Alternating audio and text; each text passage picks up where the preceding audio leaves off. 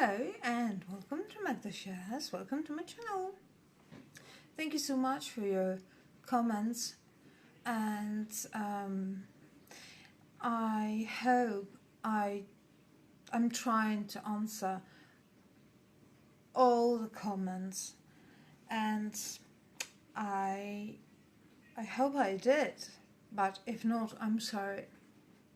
I was a bit under the weather last week, so everybody was at the house, so forgive me please. Today, as we are approaching the end of the year, I'd love to comment on the booms of the year of 2023. And in fact,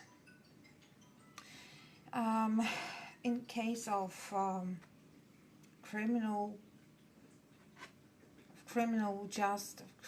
and justice, we have two major booms, right? And as number one, I put the Delphi murders, because that was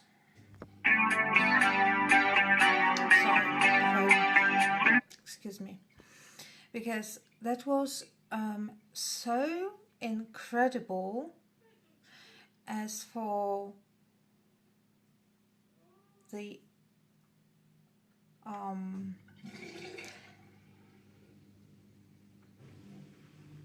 outcome of those two attorneys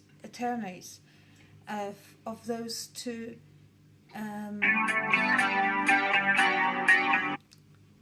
people who came up with the idea that the whole murders were the effect of the Odinism, the cult that existed at that area. And the girls were simply sacrificed, and they collected huge number of evidence supporting their idea. And what happened next? The next was again very much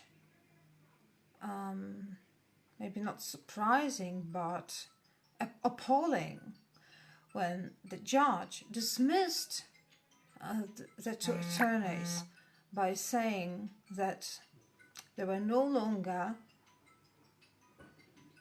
of any asset to the case. And off they went. So that was a chain of events that really, without talking about the case itself, which we had known for many years, the conclusion, why it happened, what happens, was so bizarre and unbelievable. And what the judge did later was really mind-blowing.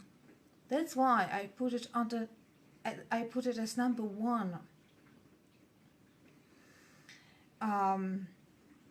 As we know, Richard Allen was put in prison instead of jail, and he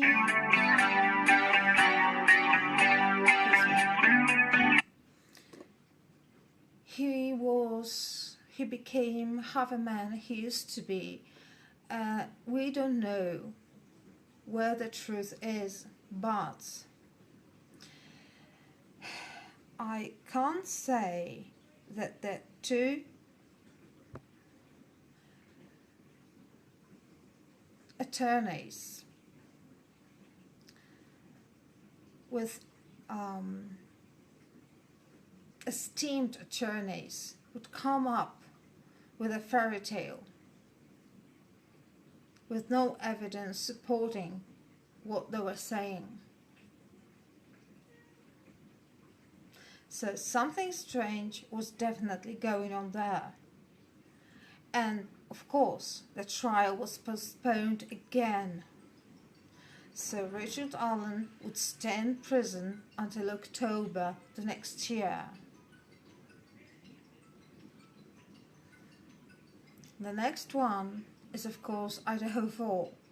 And here we have mystery after mystery after mystery. It's mystery at its best. 4 young, strong people killed in silence at their house, at their rooms, apparently by one person. One person who sneaked into the house knowing that there were people inside, not knowing exactly how many people, because there were cars parked outside the house, killing them within 8 minutes and leaving no traces behind apart from just one fingerprint on a sheath of a knife, and to be exact, on the opening of the sheath. How come? How come? When you hold a knife and you commit a crime, you do not hold the sheath and you don't open it, right? You just commit the crime. And the sheath was found, that's graphic, between the bodies of the girls. So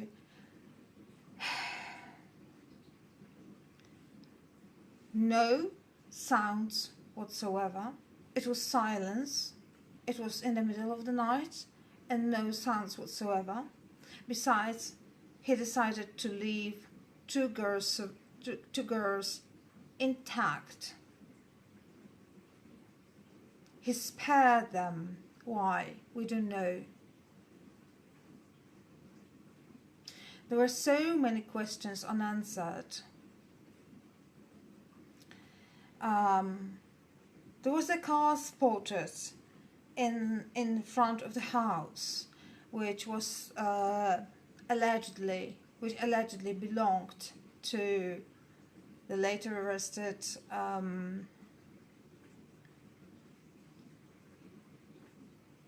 killer.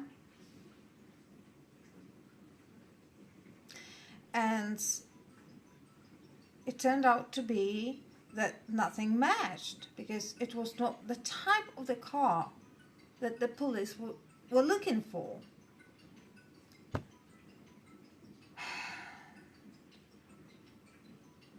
And that one single dubious fingerprint, taking into consideration the brutality of the crime, that was only one single fingerprint. How come? How come? And nobody screamed.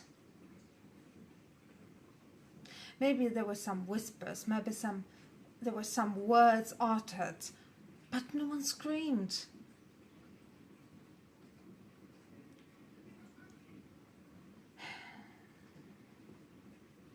The house was clean. The house was cleared of any evidence of any DNA apart from this one.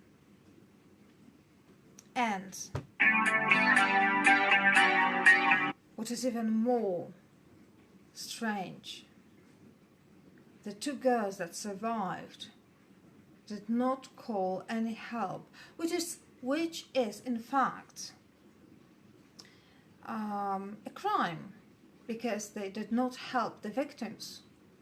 They just let them die. They left them die. And what they did later on in the morning, they called their friends. One of them allegedly came upstairs to have a look what happened, because there were some latent footprints of hers. So she cleaned the footprints of hers. Why?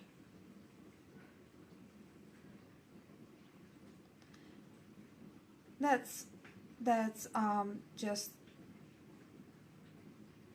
trying to cover the evidence.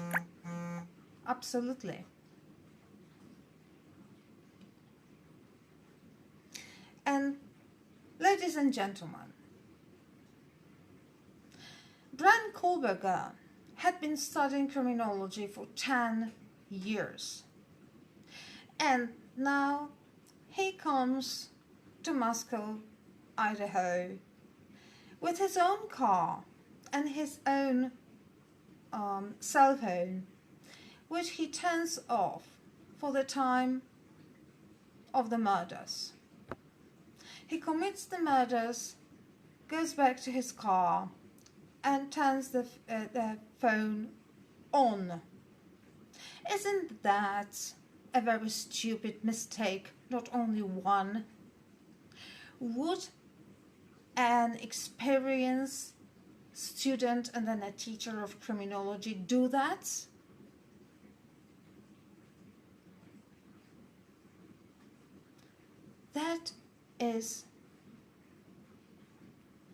That's done by some layman who does not the first think about that.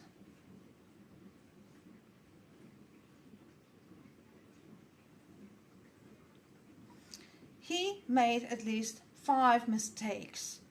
Who uses, even Judy Arias rented the car when she went to kill her boyfriend. He took his own car, he took his own cell phone, and he turned it off while he was committed the crimes. And they want us to believe that the person who teaches criminology would do that.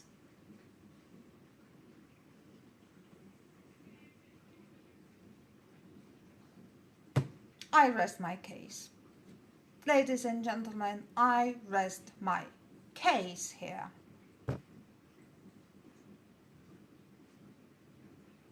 Because this is absurd.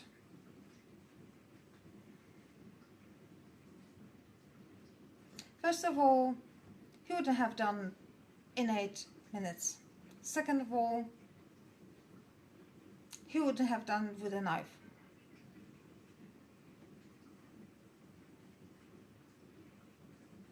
Third of all, he wouldn't have taken his own car. And so on and so forth.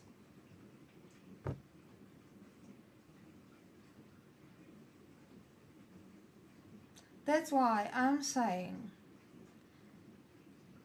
Brand Kohberger is not the person who did that. Just like Richard Allen. And I'm repeating myself, but this is the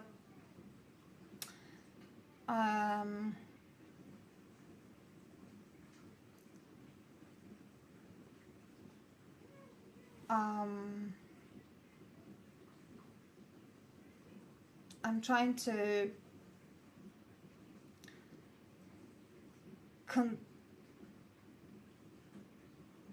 conclude and close the year 2023, and what comes is that the police are still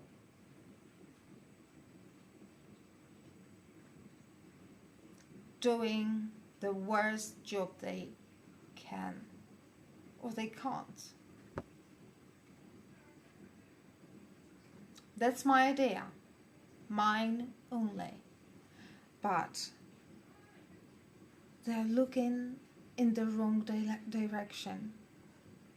This is not where they should be looking. And that's all so simple and logical. Thank you so much. Magda Shares here. See you next time. Take care of yourselves. Bye.